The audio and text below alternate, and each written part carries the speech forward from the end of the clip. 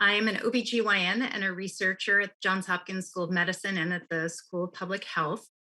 I've been working on reproductive health care among incarcerated people for quite a while. And in that time, I've come to work with some of the amazing panelists you'll hear from today. What I want to do is just open up with a few brief comments to set the stage for some of the issues that we're going to learn more about from people with lived experiences. And one thing that we know about women who are incarcerated in the United States is that for several decades, they have been the fastest growing subsegment of the incarcerated population.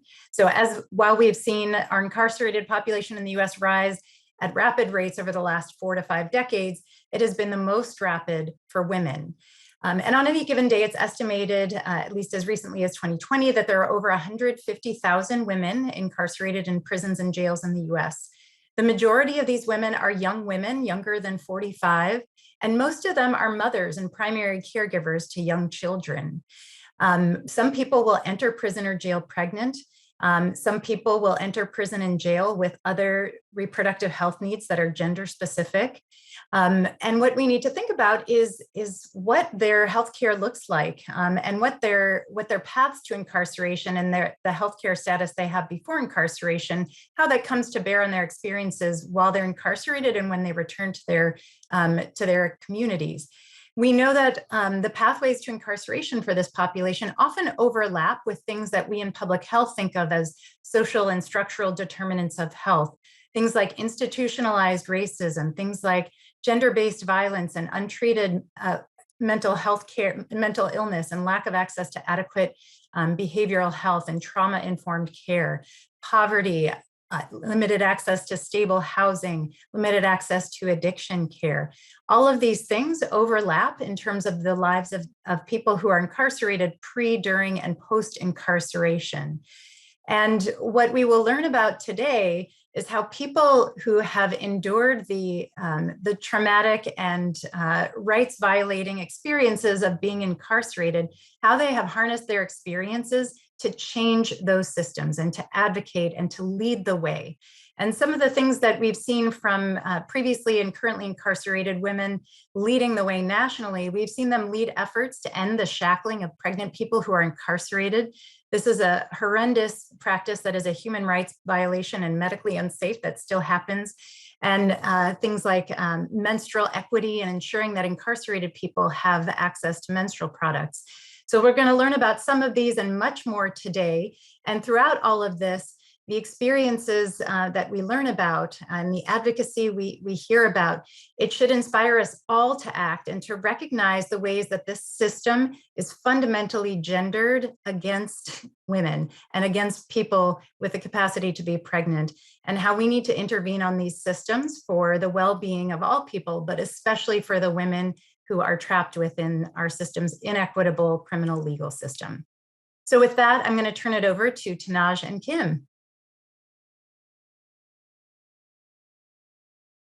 So I wanted to prepare a nice little visual aid for folks online and for folks in person.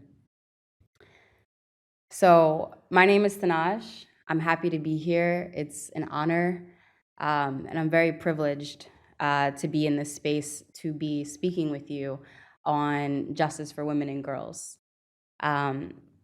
So with that, I'm going to be sharing some stories of my own and how my story has become a catalyst to drive my mission to provide justice for women and girls in what I do every day. Celia, a Black slave who, in 1855, defended herself from a sexual assault from her master and was hung in Missouri. Inez Garcia, a Latina woman who defended herself from a rape in 1974 and spent 2 years in Soledad State Penitentiary. Cece McDonald, a transgender Black woman who in 2011 fought for her life against a racist and transphobic attack and was forced to serve 19 months in a male prison.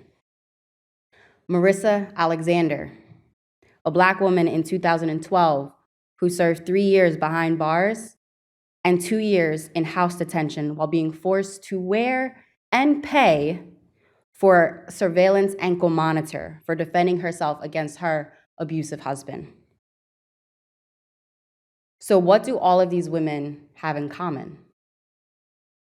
These women were courageous enough to fight for their own dignity, knowing they could be punished or even murdered for simply being a victim. These women, like my mom, serve as an inspiration for many young women and girls like myself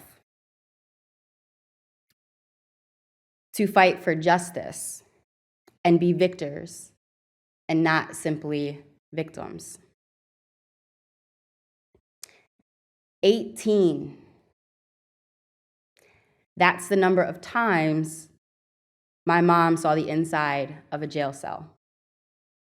A young woman from Brooklyn, New York, who was victimized beginning at the age of 14 and led her to a life that many young women wouldn't have survived. Thankfully, she survived and had me. My mom took me everywhere with her. I'm talking under school desks to work. I witnessed grit, love, and struggle. I saw a woman who defied the odds, who shined a light for me to be able to make it out of my own victimization. She is my superhero. She and the millions of women like her are the ones I fight for now. Excuse me.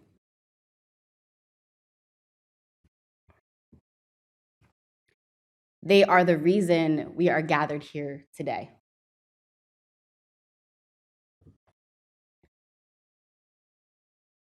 Light to Life is a for-profit consultant firm I founded because of my own survivor story. My firm provides transformational and intersectional education, training, and consulting to prevent intimate partner violence and domestic violence.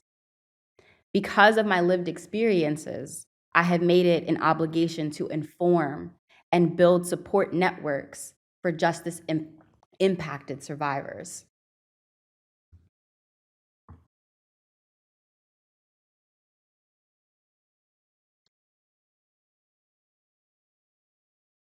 That's Judith, y'all. So Judith, you're online. Got you on here too. Light to Life currently supports 400 plus justice-impacted women and girls nationally through a contracted partnership with From Prison Cells to PhD by providing gender-responsive support and trauma-informed programming for their women's cohort. Light to Life and P2P were recently awarded a $20,000 grant from Johns Hopkins University, Bloomberg School of Public Health. Snaps, y'all. I'm hype about this. To evaluate Light to Life's programmatic outcomes for P2P's women's cohort.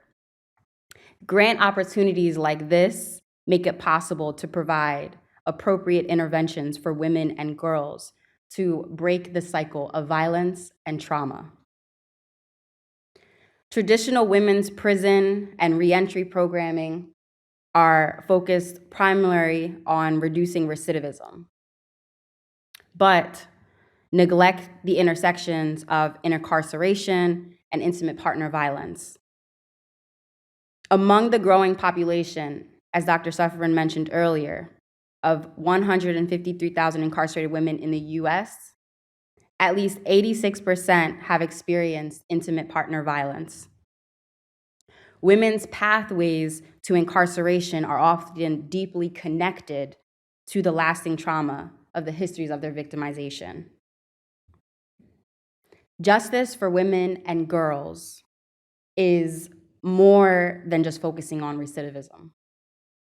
It is about providing gender-specific programming that is culturally competent and trauma-informed, Justice for women and girls is about building safe, inclusive spaces where women can heal, have a connection to community through sisterhood, learn and grow, and return to their families with the tools and knowledge to feel empowered in their everyday lives.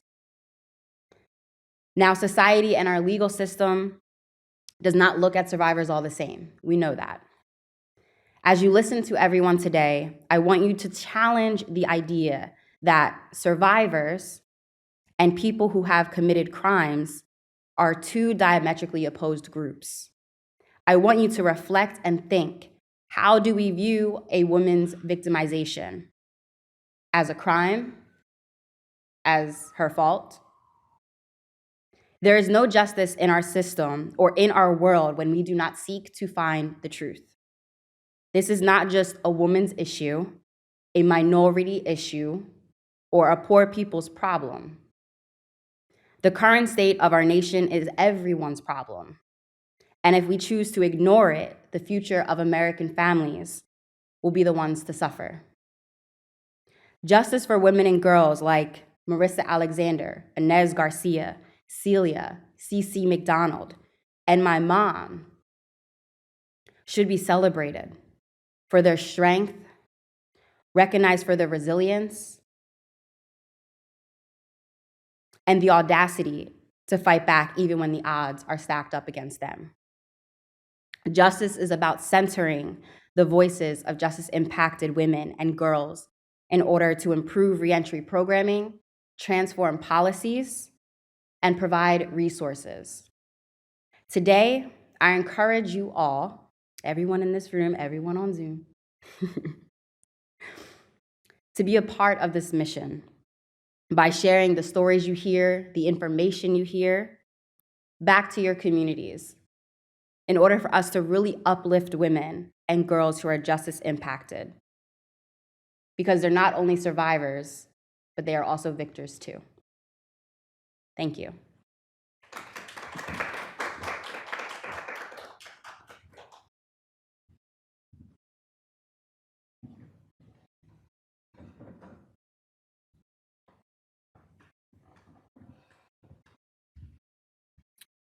Good afternoon. My name is Kimberly Haven, and I am the policy lead for From Prison Cells to PhD. I also wear a variety of other hats in this criminal reform space. And I kind of thought I knew what I was going to talk about until I was in a meeting this morning, and then what I was going to say went right out the window. As Tanaj said, the drivers of women's incarceration vary. The way we enter the system is very different than men. The way we do our time is different than men. The way we return is different than men. There was a saying when I was growing up that was, if mama ain't happy, ain't nobody happy. And there's a reason why that's a long-held statement, because it's true. Well, equally as true as is when we don't think about the women that we incarcerate. Women are the backbone of not just the family, but of our community. And when we don't think about them, then we destroy communities. Women are the backbone of all of that. Women hold up the sky. Women, however, have been relegated to correctional afterthought status. Every day, we see our rights as women being eroded, being tramped on, being kicked under the curb, kicked under the rug.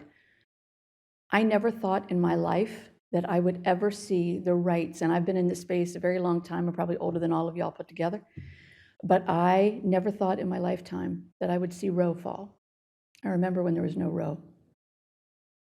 I never thought I would see voting rights come under attack. I never thought I would see women just become dismissed. And women in the correctional system, we have a unique power. We have a unique sense of community. We have a unique sense of survival. As Tanaj said, we bring with us trauma. We bring with us not just the trauma that we've endured, but the trauma that we have seen those around us, those we love, those that support us and that we support endure. and we bring with us guilt. And so when we think about women who are incarcerated and how do we help them? How do we empower them? Well, one of the other spaces that I work in is in reproductive justice for incarcerated women and girls. And we passed a bill that was the first in the nation that banned the practice of putting pregnant incarcerated individuals in solitary confinement. And believe me, we did that. And the argument was that they were doing it for the individual's safety.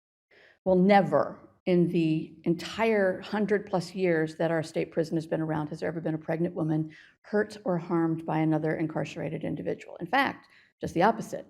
Women make community. We build aunties and grandmas and moms and sisters and cousins to survive, and that's how we get through it. But we're cobbling together safety networks that are full of holes. We're cobbling together a structure that works to get us through the day, where we have to desensitize ourselves as parents, as moms, and yet we still struggle to do that balance. How do we mother our children? 80% of the women that we have incarcerated are mothers. That's over 1.7 million women annually.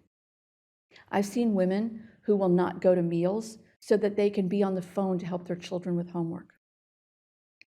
Hey, listen, my daughter's doing algebra, but I don't know anything about algebra. Can anybody help me? And immediately, somebody who knows algebra, not me, but they will step in and help. I will see women who will stop what they are doing to read their children a bedtime story, because that's how they have to surround themselves with the parenting skills that they're able to cobble together, because we don't support them. We don't support parenting in prison. We don't support reentry as a mechanism that is supposed to begin before you even hit the gate. We don't prepare people to come home. We just expect to open up the gate and just say, well, there you go. Go be a mom to your kids. And in 24 hours, go report to parole and probation, go get therapy, go apply for benefits, which, by the way, you have to wait 45 days for. It's a setup to fail. We don't inform the women that we have incarcerated about their rights.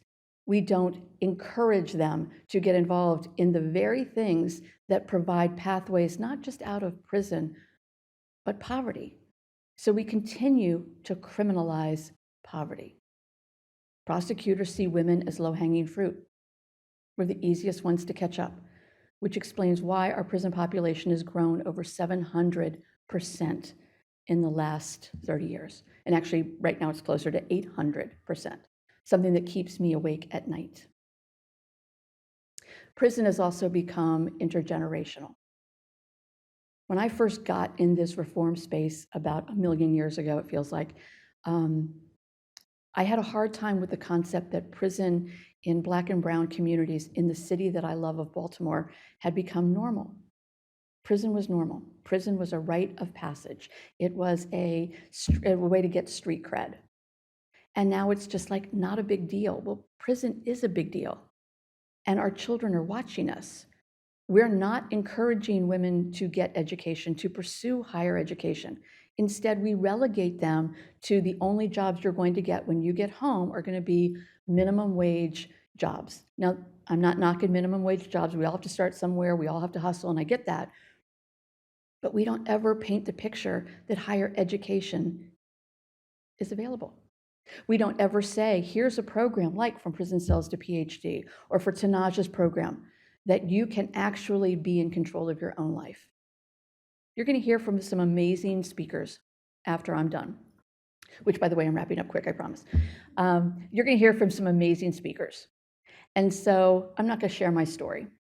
Their stories are the ones that I really want you to hear. I want those stories, those words to resonate with you. And then I want you to come back to me and I want you to say, what's next? I'm a policy wonk. I'm the only formerly incarcerated individual in Maryland who's written policy that's gotten passed into law 5 times. The most recent, yesterday. My bill's on the way to the governor. Sorry, I had to do that. But those are the opportunities, but we don't tell women that they can do that. And so my challenge to all of you is to listen with a reflective ear, as Tanaj said, to not just what she said, but to listen to the speakers that are coming behind me. And then I want you to say, I'm mad, I'm pissed, what can I do? How can I be a part of this? Because again, I never thought I'd see Roe fall. I never thought I'd see voting rights trampled on to the extent that they are. We can't let it happen. And we can't continue to cycle 800% increases in women in our prison populations in and out every year, trapping more women, more young girls, destroying families and destroying communities. Because believe it or not, there are things that we can do, but it's going to take all of us. So with that, I will turn it back over, and I look forward to hearing the speakers who I know you're going to love to hear. I can't wait to hear them. Every time I hear them speak, I learn something new about their story, and I will be available at the end. Thank you.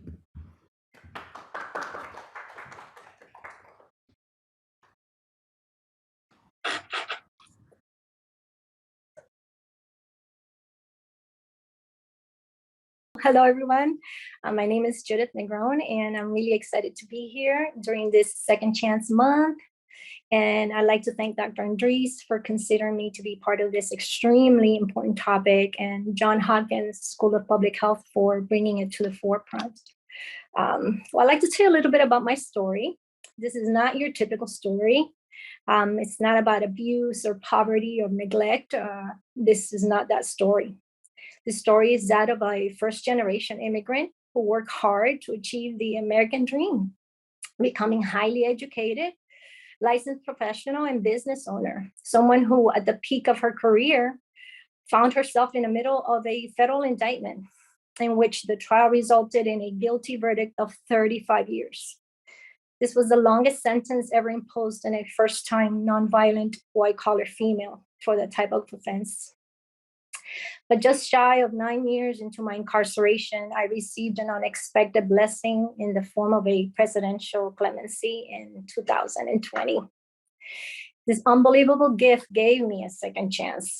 And so I felt moral obligation to make the most of it, to pay it forward, and help those that I've left behind.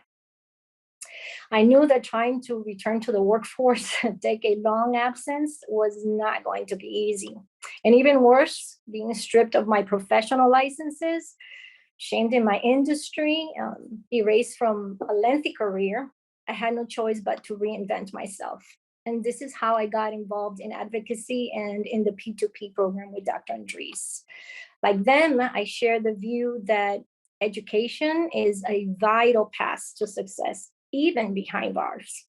It was my education that put me in a better position for survival during incarceration. It offered me better communication with the staff to be able to get my needs met more often. It provided me with opportunity for work that not everybody had the ability to access. And as a matter of fact, that's how I was able to facilitate the parenting program for incarcerated. This was very personal to me. I had 2 young boys at the age of 7 and 11 at the time that I went in. And I was, while teaching the parenting classes, that I saw firsthand the negative impact that incarceration had on the children of the incarcerated. The detrimental events that they often have to navigate alone and have no assistance or help. Now, there's many gender-specific issues that women face during incarceration. You heard Tanaj and you heard Kimberly talk about some of them. They range from these shackling of pregnant women to the lack of proper feminine products, to dietary needs and medical needs, even proper clothing. Trivial little things such as the bed bunks and the mirrors are such higher level that it's not proper for a standard female height. But the estimated amount of women that are returning back are mothers, and this is something that Kimberly addressed as well. They're more likely to be the custodial parent of these children. The lack of support for proper family ties while incarcerated have lasting and often unrepairable damage on our children. Women are often the nucleus. As you heard, we're often taken away from family, everyone suffers. And when a mother is taken away from the children, many times a lot of things in the family fall apart. These children experience irreversible damage, impacting them mentally, physically, socially, economically, educationally, even environmentally. They're walking around with the stigma, the shame, and the guilt that comes with having a parent incarcerated. And most damaging, they're experiencing the grief that comes from losing a mother to incarceration. You heard 5 million children have a parent incarcerated. That's 1 in every 14 kids. That is 1 in every classroom. These children are such higher risk of becoming incarcerated themselves. That is something that needs to be broken. This cycle cannot continue. These are the unseen collateral damages. And the system does not help fortify those parenting ties. So having a background in mental health, I knew that the negative impacts of such a traumatic experience can cause such harm in my children's high life. And I was determined to make sure that that didn't happen. I tried to be as creative as possible through letters, emails, visits, videos, etc. And all of this costs money. So, I had to carry 2 or 3 jobs to be able to do so, including the fact that I had restitution. So it was automatically taken out of my account. But when I got designated 1,200 miles away, I knew that I was going to have access to my children. I started fighting the designation because that was tough. It was 1,200 miles away when it should have been 500 miles. So I started fighting that. And what that resulted was in me being shipped around several transfer centers for at least 3 months. I barely got visits or even mail. It's a punishment that sometimes they call diesel therapy. But during that time, I consider myself lucky because I eventually made it to that place. And I was able to have visit once in a while. And I didn't care having to go through the strip search and everything else because my goal was to have that contact with my children. But during visitation, there were so many limits that alone, you couldn't hold them only at the beginning, at the end. You could only kiss them once at the beginning, at the end of the visit. You couldn't have that connection. You couldn't be involved physically with them for the most part. Not to mention you were in constant supervision. I remember one visit, my youngest son, he was 7 at the time. And, when it was time to go, he wrapped himself around my leg, crying and screaming. He was saying, I need you to come home right now, mommy, this instant. And it broke my heart. It broke my heart because of what he was saying, but most because I saw that officer rush into our visit and try to pull what it seemed my son away from me to terminate the visit. So I got infuriated because it felt like they had no concern as to what a 7-year-old was going through. But my boys, I've been lucky because my boys have had an awesome support system. And throughout my incarceration, they've been there for them and have helped me and them to be able to overcome this traumatic experience. But I was very, very lucky, but most of the people around me were not. Those visitation rooms were empty. Most mothers never got visits. Many lost their children through the system, going into foster placement or jails.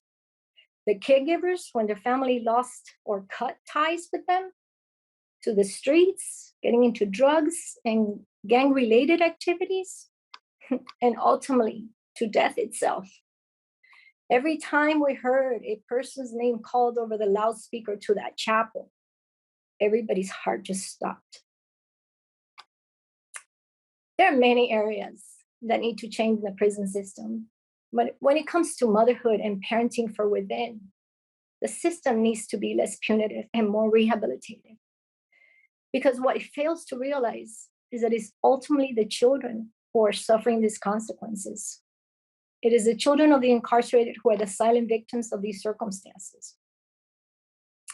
And as I continue my advocacy efforts of women's issues during incarceration, particularly that of our children, I recognize the positive impact that my education has had in opening those doors for me to move on forward towards my restoration and my second chance.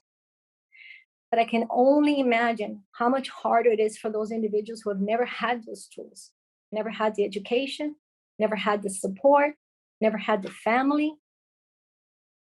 Those individuals never had a first chance. These are so many collateral consequences that continue way beyond the completion of a sentence. That is truly, truly, truly remarkable how one can succeed at all post-incarceration. So because of that, this is not your typical story. Yet, at approximately 70 million people, like Kimberly mentioned, 1 in every 3 American has a criminal record today. So this is the typical story. It's just that most stories have not been told. So it is my hope that through my words and that of other reformers present here today, the system takes a deep dive into its soul and rests its eyes on becoming truly a fair and just system. It is the new generations that drive the future of this system. And the more awareness of the importance of these laws and how it affects the people it serves, the better understanding to create future laws, laws that are fair, laws that are just, and laws that are equitable for all of us. Thank you.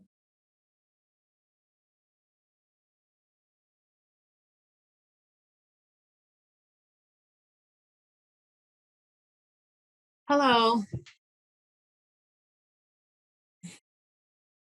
My name is Glenda Mendez, and first of all, I want to thank you all for having me on here. Thank you, Johns Hopkins. Thank you, Dr. Idris, for this opportunity.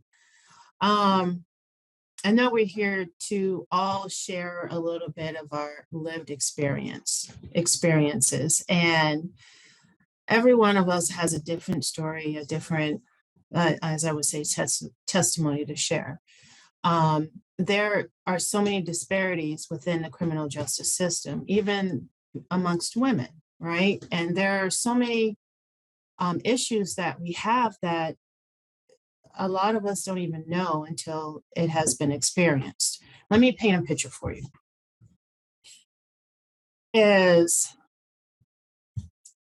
For instance, in this particular day, there's a Caucasian woman. She was charged for stealing $250,000. She gets 2 years probation. She gets to go home, be with her family. And then in the same day, there's another young woman, African American, and she stole $42,000. And she has no background. She gets 18 months in prison. Now, there's a disparity, right? Here's another scenario. African American woman charged with theft of stealing $150,000 and money laundering. Never been in trouble, was never even late returning a book to the library. And she was sentenced to 4.5 years in prison. Same exact day, same courtroom.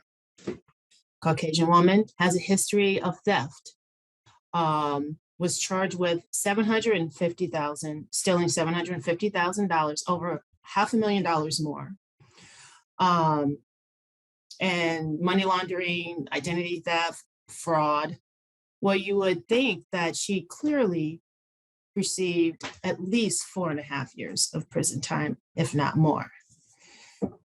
But she didn't. She got to go home to be with her family on probation. Now, granted, they still have these charges, and I'm not discounting that, but I just want to share the disparities between these two, even within, us as women. And I want you to imagine, or can you even imagine what the African American was feeling when she knew that this woman just before her had the same, well, her charges were more extensive. And she got to go home to be with her family. And this woman is standing here saying, well, why can't I go home? Why can't I go home with my children? I understand this crime I committed, it was wrong, but this is unfair. Was it equal? No, it wasn't. And can you imagine being her? This woman had to leave her 3 children, they were young at the time, and it was devastating that during the whole prison sentence, she never even got to see her children. By the time she was released, her children were teenagers, and she had her 3rd child was actually an adult and gave birth to a grandchild. You would imagine that this woman dealing with these stresses, the trauma, and she also had severe trauma from her childhood, and it carried over. You would imagine the stresses of not being able to find a job, finding employment, coming out, re-entering back into society. You would automatically think that she would spiral into depression. She would probably go back into a life of crime, substance abuse, anything that we would typically believe that someone who has been incarcerated would come out and do. Especially in 2021, 22, it would be considered the norm, right? Someone who has been previously incarcerated to go back. So this thought seems common. And it is so common. Society has painted a picture that once a criminal, always a criminal. They will have you believe, society will have you believe that a person previously incarcerated will always be a repeat offender. I don't like these words. Words matter, language matters, but these are the words that we hear often. Instead of saying offender, why not use the word returning citizen? It sounds better, doesn't it? So the stigma of being previously incarcerated is that the person who serves time is a horrible criminal or is destined to, again, be a repeat offender. In fact, they've even come up with a fancy term for it. It's called recidivism, right? And I have to say, I sit here today, we all do. This is a part of all of our stories. To dispel these myths that a previously incarcerated person should be discarded from society. There are a number of people in our community who have not recidivized, such as the African-American woman in a previous story. She was actually released after serving 3.7 years prison time on a judicial release, meaning for good behavior, in a sense. I could say that she is here and has not fallen to the adversities. She fights for those dealing with the hurdles in gaining employment, and believes in the mission to help others, to advocate for others. She continues her education. She's an advocate for those voices unheard, and just thankful for this opportunity, because I am that person. I am that woman who had to leave her children, who had to serve this time, and came out and decided and made a choice that this is not who I am. I'm not going to allow what this happened, this mistake, this poor choice that I made define who I am today. So I advocate for those, I help those, I speak with employers. I'm a staffing specialist at a nonprofit organization as well called Towards Employment. And what I do is I help employers see that, hey, a lot of us just desire a first, because some haven't even been given the first chance or second chance to employment. And I sit here now just advocating, being that voice and saying, please just hear us out. Allow us that opportunity to show that, we as women deserve the opportunity as well to go out into the workforce, go out and start businesses, go back to school. I even went back to school. Education is key. We need to be allowed to go back to school and study what we're passionate about and not be restricted. Although although there are so many disparities within the criminal justice system, I just feel like our voices are what can make that change, and who better closest to the solution than those closest to what the problem, right? And I'm so grateful for this opportunity. I'm grateful to be able to speak and be heard. I'm grateful for the opportunity as well to advocate for us and for it's and thank you so much for this opportunity.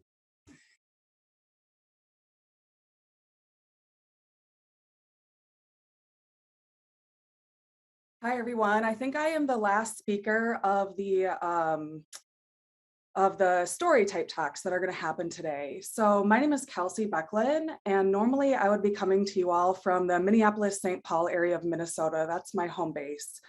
But actually today I'm down in New Orleans. I'm here for the American Association of Cancer Research 2020 annual meeting. And I'm actually down here with about 25,000 other researchers. I'm here to present some of my thesis work. So I'm a stem cell biologist and a genetic engineer, and I'm able to utilize these tools to study pediatric sarcoma initiation and development. I'm ending my 5th year and beginning of my 6th year, my PhD, with like a really hopeful graduation timeline by the end of the calendar year. And after I graduate, I hope to get a job in industry. I would really love to land a job where I get to utilize genetic engineering techniques in either stem or immune cells for therapeutic purposes, or the use of stem cell biology for regenerative medicine and transplantation. Now, I'm not here to like bore you all with a research topic or a research talk. I'm really here to tell you how I made this of my second chance and what it took for me to get here. So I'd like you to really focus on 2 things when I'm speaking today. One is where your story and my story overlap, like where are the similarities and where are some of the differences? And I would also like you to really focus on the other players in my story, the other people that I'm going to talk about. Now, I already gave away the punchline to my whole story, right? I'm about to graduate with my PhD in the biomedical sciences. I hope to like land my dream job. Now, to be honest, the beginning of my story is really just kind of as boring as it is right now. So I grew up, the baby of 5 kids. I had lots of friends. I did well in school. My parents were teachers, but they were Phi Ed teachers. So I always felt like they were like the cool teachers. I was really proud of that. I'm an avid horseback rider, and I've seen some of the most beautiful landscapes on the back of a horse. During my childhood, I played hockey, and I actually worked like my entire youth to win the state championship in the state of Minnesota, the state of hockey.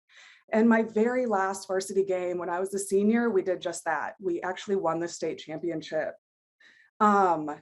So that was like one of the best days of my life. And like probably most people here, or many of you anyway, college was like my path. I knew really early on that I was going to go to school, and I was really excited when college came. I thought, this is my opportunity. I'm going to go live my life. This is wonderful, all the way up until I got to college. When I got to school, I became very depressed and anxious, and this led me into self-medicating with drugs and alcohol. I usually refer to this time in my life as like, I was a party girl and it was kind of all fun and, good times. But the reality is I started hanging out and partying with people who like did not have my best interests in mind. And eventually I wound up in a situation where I was forced to sell my body for the profit of other people. Now, I don't know if I consider myself lucky or not, but the cops found me pretty fast. So when I saw these cops, I really saw my saviors. I saw the people that were going to come and help me. What I didn't know was that as they were walking up to me, that they saw a criminal. I simply didn't know that. So I also didn't know when I told them everything that had just happened to me, I didn't know that they were going to destroy my life with words of victim blaming and denial of my own self-worth. I simply didn't know. Now, I became exactly what the cops said I already was. After this event, I became a drug addict. I got addicted to crack cocaine, and I actually ended my addiction in the hands of the FBI. I usually refer to this day as like the best and worst day of my life, kind of wrapped into one. This was the day that I got clean off drugs, the day that I started mending positive relationships in my life, and the day that I moved away from negative ones. But it's also the day that I was born into like a social caste system one where I was seen as less than. I was gonna forever be seen as less than the rest of the population. The thing I didn't know was that simultaneously I was being seen as slightly more than. So even though I was less than most people, I was still slightly more than my non-white, non-middle class, non-suburban co-defendant. Now that talk really is a whole nother day, but I want you to know that that story ended in the courtrooms and it played out exactly as you would predict. So my bad decisions didn't really stop after I completed my sentence, right? So when I got out, I got into an unhealthy relationship and I had a baby and quickly became a single mom. So I showed up to my parents' house with like literally my baby in a duffel bag and nothing else. And the only thing they asked of me was what we should have for lunch that day. Like, should we have tuna melts or grilled cheese sandwich? And I'll tell you, I still remember eating that grilled cheese sandwich. So I stayed home with my son for about a year. And then I remember the day I looked at him and I thought, not my son, um, not mine, right? He was too amazing for that life. I don't know what the statistics are. I definitely didn't know them back then, but I knew they were not good, right? So my son was being raised by a single mom, struggled with mental health issues, healing from trauma. I had no real skills. I had a felony marked on my forehead. I had no skills, no education. We were not going anywhere fast. So I packed up my baby and went to the local community college and spoke to an advisor there. And this person advised that I walk right back out the door because no one would hire me at the end of the day. So I was really just going to waste my time and my money there. Luckily, or maybe unluckily, I don't listen that well. So instead, I packed up my baby again and I walked to the local community or the computer room. And when I was there, I asked the lady how to log in and sign up for courses, and she made sure that I left that day with my class schedule in hand. Now, when I was at community college, things went really well, like really, really well. I started getting awarded like student of the year, and I was chosen as the student representative to go to conferences in other states. But every time these like really positive things happened to me, I also thought, not me, right? Like, I don't really have a lot of value here. So I would go to my professors and tell them that I could not accept the award. Now, when I told them this and they asked me why, and I explained my background, my teachers reminded me that really I didn't win these awards, that these awards were earned. And these teachers saw me as somebody who really needed a leg up. So they sought out opportunities for me and provided me opportunities. They opened doors that I could have never done myself. Actually, I still work in the same research lab that 8 years ago, one of my community college professors called up one of her old colleagues and basically begged him to take me into his lab. She just said that she had a student in need and that she needed a space to go. Now, they also helped me get into the college of my dreams. It was my dream school, my 4-year school. They wrote me amazing reference letters. Now, the school still didn't make it easy to get in. The university that I wanted to go to created a panel of administrators whose sole purpose was to determine if I was a safety risk to the rest of the student body. It took them an entire summer to decide that I could go to school there, literally an entire summer. Now I went to school and I never saw my son. So I would get up in the mornings, drop him off at daycare. I would go to school, go to the lab and work.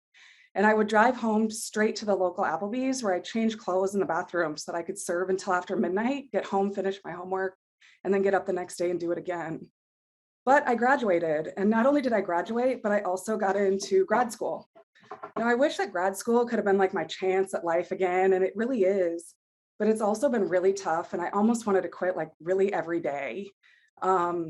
Getting here and not feeling like I belonged was really challenging for me, but still not my son, right?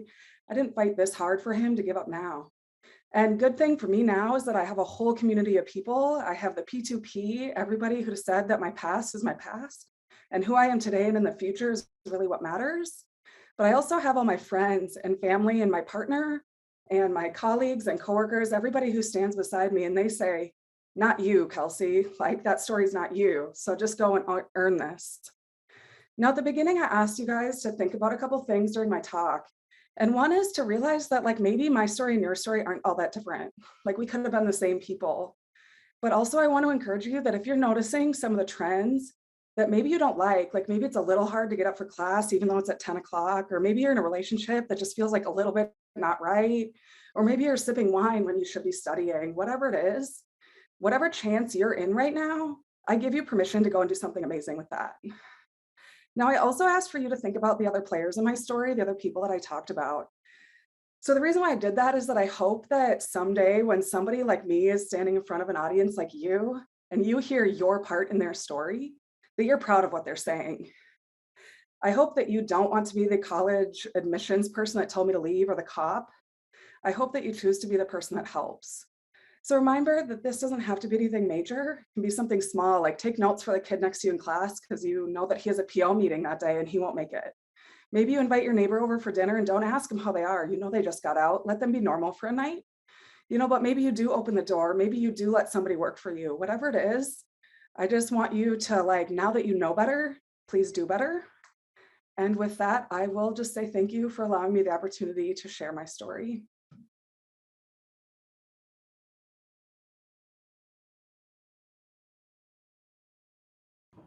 Can we have another applause for these amazing speakers? Thank you so much for sharing your story. Good afternoon, everyone. My name is Sharvon Holiday-Waru. I am on faculty here at the Johns Hopkins Bloomberg School of Public Health, and I'm just so energized and grateful for all of the stories that have been shared. And I really want to allow an opportunity for you all to ask these amazing panelists questions.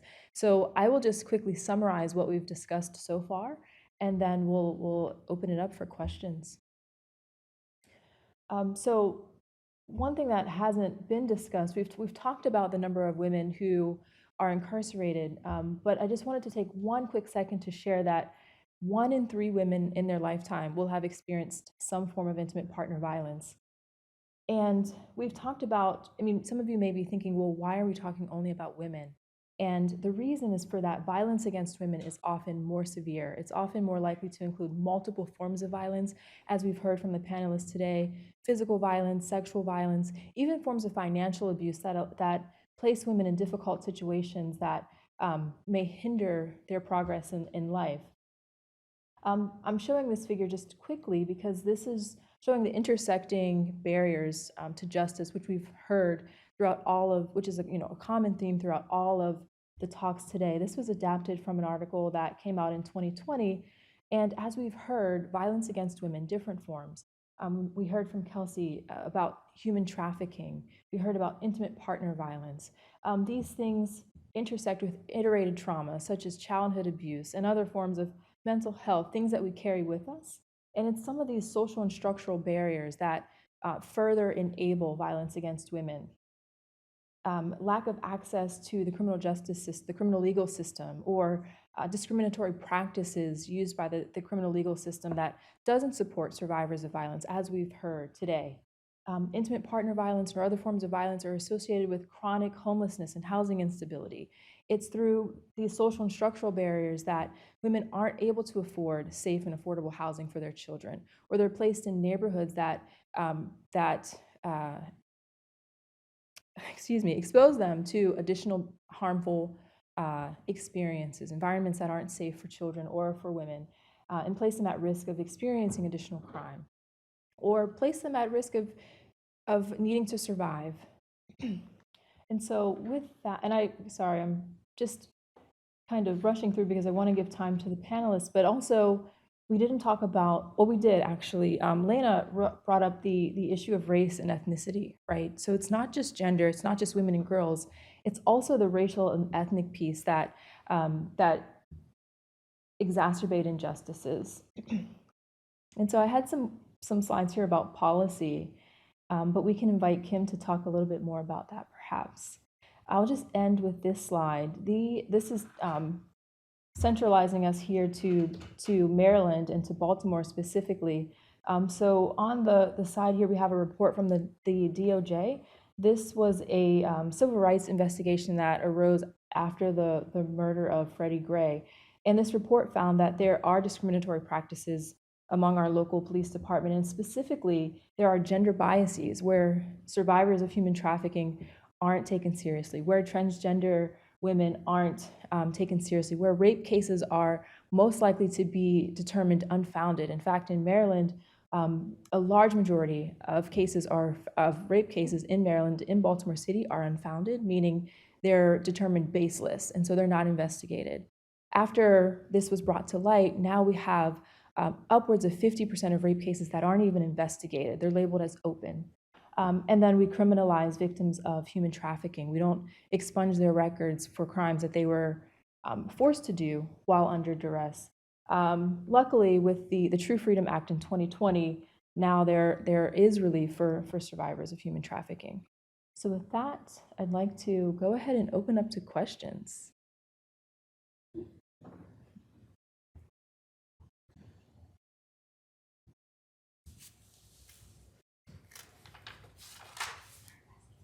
Yeah, so while we're waiting for those online to perhaps chime in, we're happy to entertain questions from those in the audience. But in the meantime, I have a question for Tanaj. I'm wondering if you can share with us your supportive service model. You mentioned that you're currently supporting over 400 women, and I'm wondering if you could just expound on that just a bit. Thank you. Yes, definitely. Can everyone hear me? Good? Okay. So with the programming for Light to Life, it's a hybrid program that is mainly focused on intersectional as well as transformational education.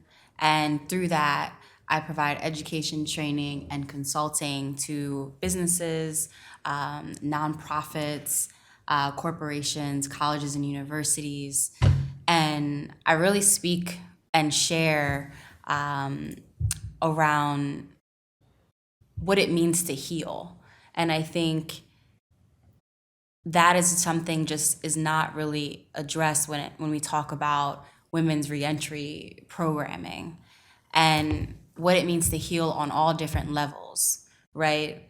Whether that's healing with yourself individually, healing and reunification with your families, right? With moms who are reuniting with their children and wanting to be better for not only themselves, but for their family and for their communities.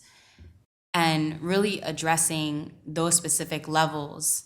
Light to Life is about improving interpersonal, intrapersonal, and reducing victimization for women. And that's facilitated by these trauma-informed programmings. And so I started the program in 2012, actually, 2012. And it started as a university program at Wesley College. And in 2017, the program established as an LLC and has grown from there, where I've been able to have the privilege to work with over 1,700 people within the tri-state area, and have just been able to really, again, speak about centering the margins and uplifting women's voices and creating safe and inclusive spaces for women where they can feel seen, they can feel heard, and they can feel like they belong. And the programming is not only about providing education on how to build healthy relationships and preventing unhealthy and abusive relationships, but how do you build those relationships with yourself, right? And that's the hard work that we don't really focus on as much, but can be a collaborative effort within our community, with our school systems, with organizations and businesses and corporations. And so that's my goal. My goal is to create these safe spaces, to center the margins, to uplift women, and to create a community and a connection, like I was saying before, through sisterhood. Thank you, Tanaj. I want to uplift 2 points you mentioned during your talk. Victors, not victims. That really resonated with me. And also, justice is more than recidivism. And I heard that as a theme throughout. We focus so much on the numbers. If we're doing programs that reduce recidivism, then we must be doing something right. But Tanaj, you said that justice is about being trauma-informed and transformative. So thank you so much for sharing that. Thank you. Do we have any questions in the chat at this time? If not, I have a question for Kimberly. Kimberly, can you talk to us a little bit? How do we become these policy champions? Because we know that it's through policy that we really impact change. Can you talk about how you got started, or how we can become engaged in some of this policy work. Absolutely, thank you.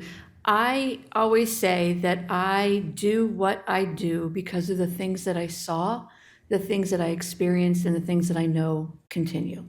And the things that honestly just shock the conscience on a daily basis.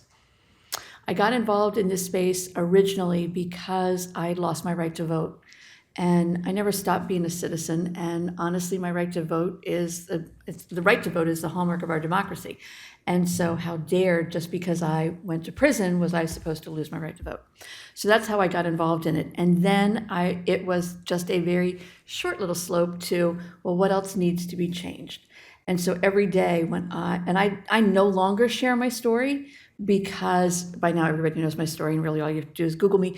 But honestly, what I do is I listen to other people's story, because in their stories, in their the things that are important to them, the things that they went through, comes things that are opportunities for change.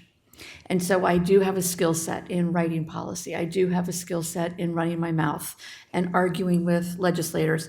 But one of the things that I truly enjoy is more when I'm talking to somebody and they're telling me their story, or even when they're not telling me their story, if they're saying, why do you and why should I care? And in that moment, when I have that opportunity to share what I know and what is good policy and what is good common sense, when I see the aha moment in their eyes, and all of a sudden there's this realization of, oh yeah, this is why I should care. And this is why my story matters. And then it's like that little hook that gets people engaged.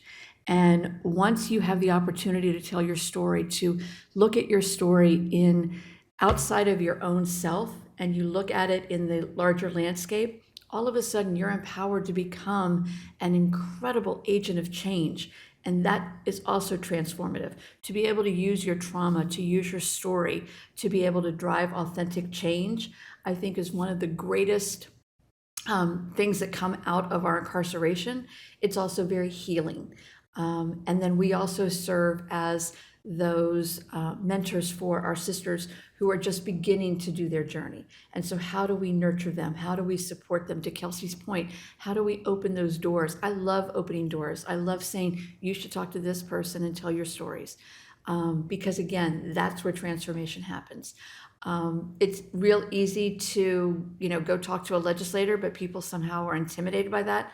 But that's really where it starts. Everything that's important to you, you have the right to advocate for. And we don't tell people that. And particularly the people that are incarcerated, we don't say, if something is not going right, and I'm not talking about they don't have your favorite flavor of oodles of noodles or anything else like that. I'm talking about you're not getting proper health care. You're being denied the opportunity for programming. You do have a voice. And how do we sustain that? How do we strengthen that? And how do we, in everything that I do, I amplify and elevate those voices.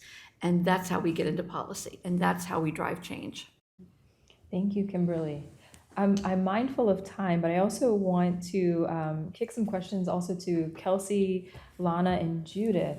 I'm wondering if you can share a bit about parenting during your time as incarceration, and what are some strategies that we can use to empower parents, or any ideas that you might have or that you'd like to share rather on this topic would be great.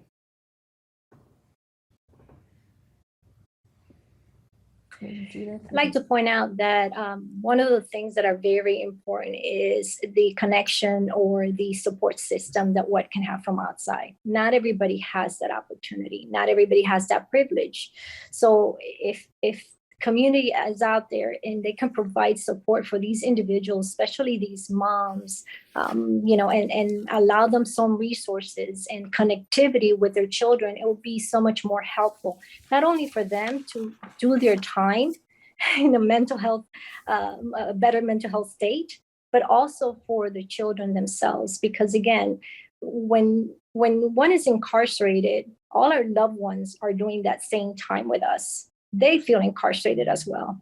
And our children, unfortunately, a lot of the times don't have the words to verbalize it. So they internalize a lot of the issues and a lot of the hurt and shame and guilt that they're going through. And they don't have a way to express it. They don't have a way to let it out effectively. So that's where you get all these behaviors that are not conducive to, a better situation for the kids, and they end up getting in some form of trouble. So the support that one can provide from outside, and that connectivity and that linkage to the individuals and the moms inside is so important. And it starts with the community, and it ends up with the prison system themselves, because they need to have more accessibility and more support for our mothers inside, and more education for them, and education for the family and the incarcerated individual as well. Thank you, Judith. Lano, maybe we can go to you next. And I want to thank you for reminding us of the power of words. Thank you. I have to, from my experience, I was unfortunately unable to really, I never got to see, hold, or be with my children during my time. However, I was able to communicate with them on the phone. And again, like Judith said, it takes more of a community. It takes outside resources. It takes us all coming together and working together and making sure that the parents, the mothers, and the children can see each other, can spend time with each other. Now, it's not always possible. So I took advantage the best way I knew how. I would always be on the phone. I was that parent, for instance, Kim, I was that mother who would be on the phone and would skip lunch. I would, pray with my kids, and I would say, what, I'd rather not eat. I'd rather take this time while everyone's away and use while the phones are open, because mind you, you have like 4 phones if they all work to like 300-400 women. So it's like, you have to take advantage of every single resource you have, even there weren't many while inside, but just do the best you can. Your children see that. Write to them. They write to you. Like when they see that you're trying the best you're able to as a parent while in this situation, and show love and care and concern, and still try to parent from the inside, it actually goes a long way. Your children see that. They feel that connection. You never want to lose that connection. And it's easier said than done for some parents. But I did the best I could. I would always call. Those 15-minute calls would go over. You all understand, Judith, Kelsey, it's like those 15-minute calls, it's like your time, and then every 2 seconds you have this call is being recorded. It's like that 15-minute call is only literally like 10 minutes. And then you have to wait hours sometimes before you can call them back again. And that's if you can even call them within that week, within that time, because phones are down. So make the best of the time and allow, I would say, like Judith said, there has to be some more assistance, some more resources. They need to make it to where parents, mothers can have more accessibility to their children, to each other. Yeah.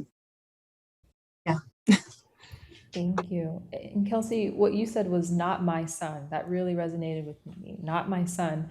And you gave us some red flags to consider, because you mentioned that any of us could fall into this situation, and so we have to be mindful of those things. Is there anything else you'd like to share with us as we begin to close out?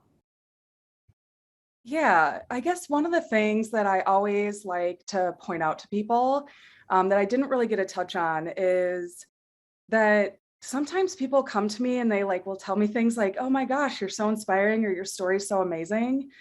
And although that's great to hear, the one thing that I always really what I'm actually thinking when people tell me that is that sometimes people find stories amazing because they're actually identifying the fact that there's systemic barriers in place to prevent me from getting to the spaces that somehow I'm getting into. And so they're really just shocked at their acknowledgement of the barriers that I'm facing and the fact that I'm overcoming those. And my only way to overcome those is really with the community that I have supporting me. So for those that don't have this, getting into these spaces where there's barriers to prevent me, for some people, those barriers are too big to overcome. So like now that you recognize some of these barriers, like my other call to action is like, these barriers need to go. Everybody like me deserves a chance to be in these spaces. So I just really hope that people understand that the power in our stories are the fact that you're identifying the barriers that we face and the fact that we're overcoming those. Wow, that's a very, very powerful finish. Thank you so much, Kelsey. And thank you again to all of you who have joined us in person and online. Thank you to our amazing panelists. It's been great to have you this afternoon. Thanks again.